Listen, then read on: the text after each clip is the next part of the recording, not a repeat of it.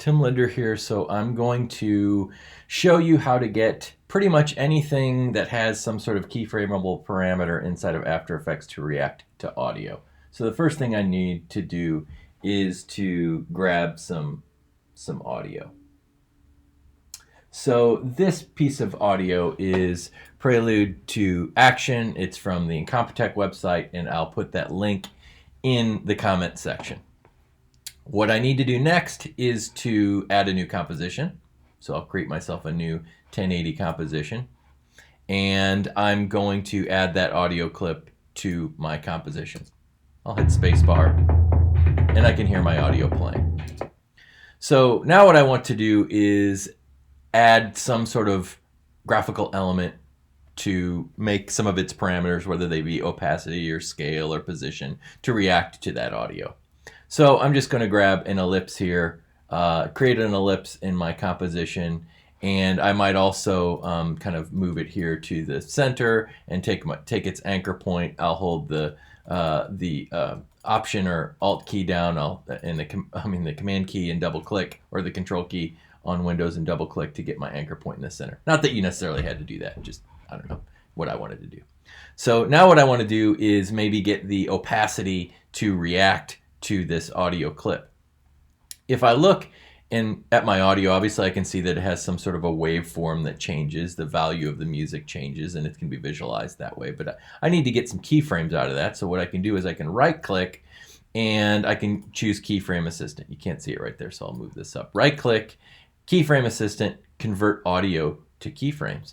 And so what that's going to do, it's going to create myself a whole nother layer over here, and it is going to have pulled out my audio, if I open this up, into under the effects, right channel, left channel, and both channels. And you can see there are several keyframes, and under this slider here that's selected, whoop, didn't want to move a keyframe there, but I could select several of these keyframes, or I could double click on them and see their value is 8 or 10 or whatever it might be. As I double click on these, I can see what those values are. So they're around, I don't know, 9, 10, 15 is what most of those values of those keyframes are. It gives me a left and right audio channel if I had stereo, but I'm only going to use the combined channel, so I don't need the right and left audio. So I'll just select those and hit delete just to kind of get those out of the way for now. I don't need them.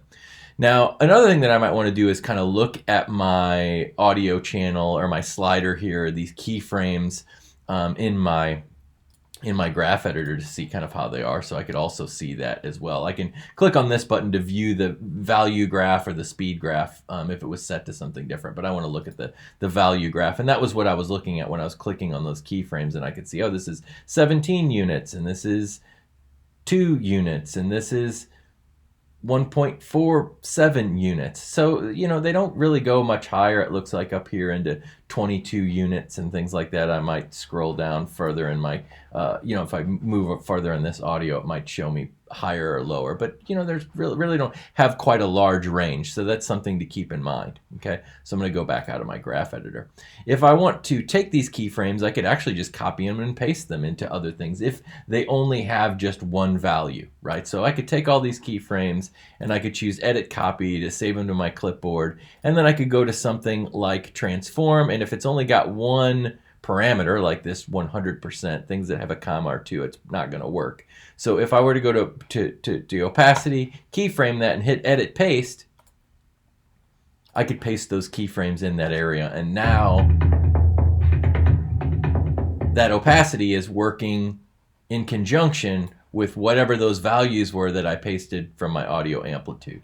Another thing that I may want to do, I don't need to see that little square or kind of the null object square sort of thing there. That's not going to render anyway, so I can kind of hide this layer. I'm only using it for its keyframes. So the problem is in here, the opacity never gets much higher than what those values were, like 17% and things like that. So one of the things that I could do is I could add an expression to this and kind of duplicate or multiply or add some value to this. So if I were to hold the Option or Alt key down and click on my stopwatch here, I could just say, all right, let's go ahead and just do times 4, well, not 84, let's do times 4, and now if I were to play this, you can see my opacity is a little bit higher there. So I could multiply that. Or I could just add a number too. I say, okay, let's go ahead and add, since a lot of them were around, you know, what was the highest one, like 20. So maybe I just add, maybe, so if I would want 20 to be 100% or so, then maybe instead of times 4, I can just do plus 80. So you can do something like that as well. That might have been too high. Maybe I'll go down to plus 60. See what that looks like. A little bit better.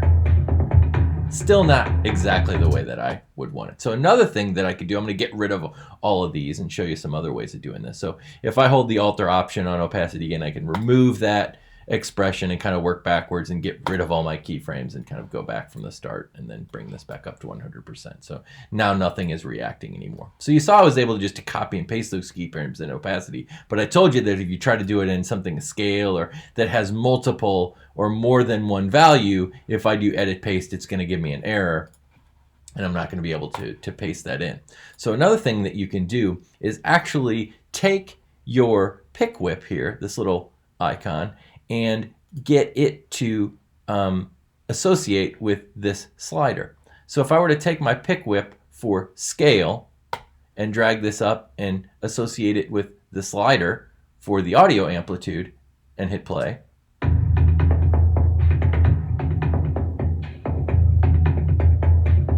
now that has been associated with the audio. But you'll notice that now scale as well, I'm getting kind of low. I'm in the 16.1, 16 range. I'm not really that high. I could, one of the things that I could do is I could grab this slider and I can go into the effects controls of that slider, and I might be able to take my slider here and increase the size of it here. So I could do something like that if I wanted to. So I hit undo. I could increase the size of my slider to get it to react. But I could also do as I did before. Notice as I grab this pick whip and add it to this effect up here at the top, or get it to associate it with that effect, it automatically created an expression there. And I could do the same thing as I did before down here in the bottom, and just as I did with opacity and say, oh, let's just go ahead and do a multiplier of 4, and I could do the same thing that I did before. Now I've got a multiplier of 4 if I wanted to do something like that.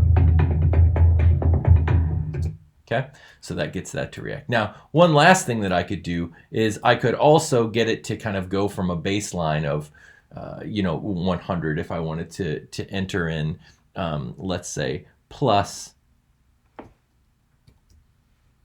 and then use my brackets and do 100 for X and 100 for Y and enter my closing bracket. And now it starts from 100 and kind of goes up from that. So let's say I've done this and I like where I am for the most part, but maybe I want it to get it to react even more. Maybe I want a lot of variation in that size as it's scaling up here, and I could play around with that a little bit if I want it to. Inside of the audio channel, I can add an expression right here to the slider as well if I wanted to. So if I hold Option or Alt and click on my slider, I can enter some effects, or I can enter kind of some parameters here. So if I enter linear, and then I add some values here. Okay. So the first value that I'm going to enter is maybe the lower audio range. So maybe I'll go down to like 5. So anything under 5 it won't react to. And then my upper audio range, maybe I'll go to 50. So anything over 50 it's not going to react to. Okay, and then I can react in kind of a scale to those. So maybe I'll say, all right, let's go from 0 to 50 and see what that looks like. So now as I play this, I've got a problem there. What's my issue here? Oh, I needed to enter value here. Whoop. Value. And then a comma. Hopefully that should do it. There we go. Now I have this linear value. So now it's working. It's not reacting to anything under 5 or over 50, and I can start to play around with some of these numbers here. So I can say, oh, let's go ahead and just really get it to, at the end, to just like put a 500 in here, and you'll see now it's really reacting to that. Now, one last thing that I may consider doing is I might take and turn on also my motion blur and preview my motion blur as well, so that, oh, I didn't want to motion blur the audio amplitude. I actually wanted to motion blur my shape layer. And so now I've got some motion blur there. My preview slowing down because it hasn't rendered to RAM yet. But that's the basics of taking an audio clip and some sort of anything that you can keyframe and getting it to react to the audio.